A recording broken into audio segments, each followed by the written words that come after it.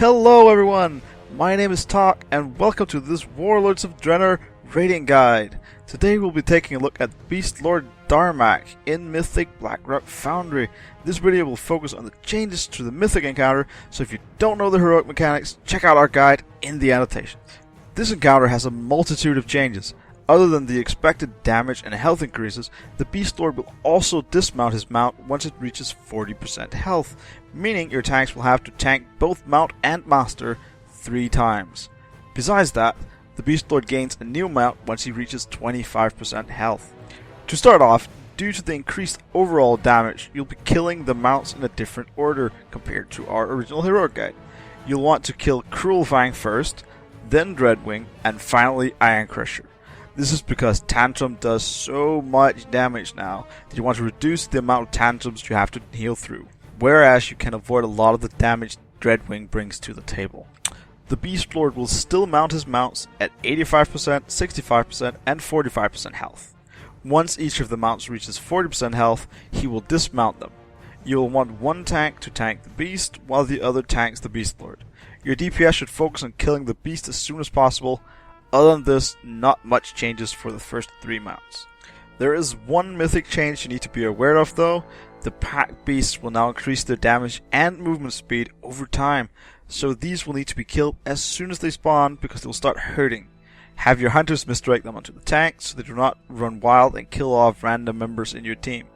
Stunning the pack beasts to reduce damage on your tanks is recommended, especially later on in the fight. Now, obviously so far, as I've described it, not much changes for a big part of the fight. While mechanically this is true, everything hurts so much more, and you need to avoid taking damage as much as possible. When you start dealing with Rend and Tear, you need to make sure that your raid doesn't take a ton of stacks, because your healers will not be able to keep up. If someone that's not a tank reaches 2, 3, or even more stacks, something really needs to change. You can use a Paladin's Blessing of Protection to get rid of the stacks, but you'd rather not have to resort to that.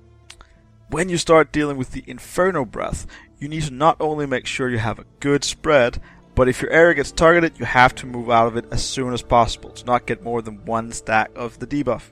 And speaking of debuffs, Conflagration will target 3 players, and you'll want that to be dispelled off them all quickly.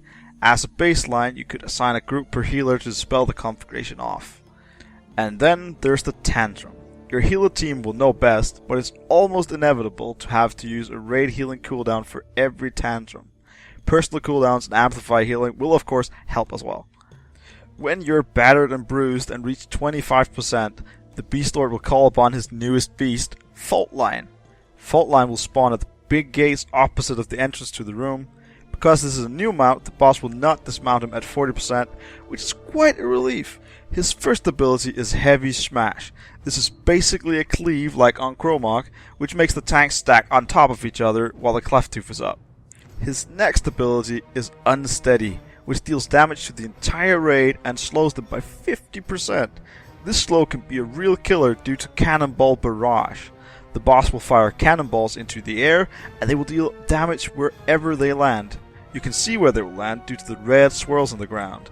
You'll obviously have to move out of these before the cannonballs land, which is why a 50% movement speed decrease is not the best news you can get.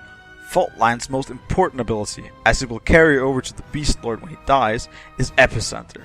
Faultline will cast this regularly, causing an earthquake to spawn beneath him. This will deal damage to and slow anyone in the epicenter.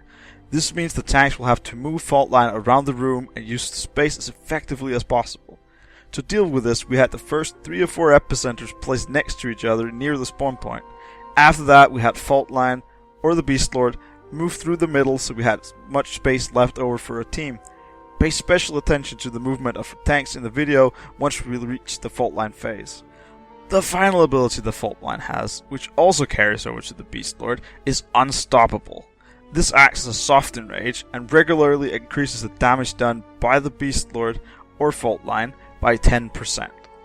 Due to the tanks having to move around the room at this stage of the fight, misdirecting the pack beast to the tank becomes increasingly important because you do not want to have them attacking your raid. Once the Cleft Tooth dies, the Beastlord's remaining health will double and is erased against the clock to kill him before he kills you. Use heroism, use personal cooldowns as needed, continue to kill the pack beasts, and do not, I repeat, do not get hit by spears, as this will mean certain death at this stage in the encounter. There are many sources of damage at this point that you need to avoid as much as you can. Once the Beastlord himself reaches 0% health, he will finally die and the encounter will be over. As you advance in this fight, it will become increasingly difficult and it will challenge you to maximize your damage, healing, and minimize your damage taken. Good luck with bringing these guys down.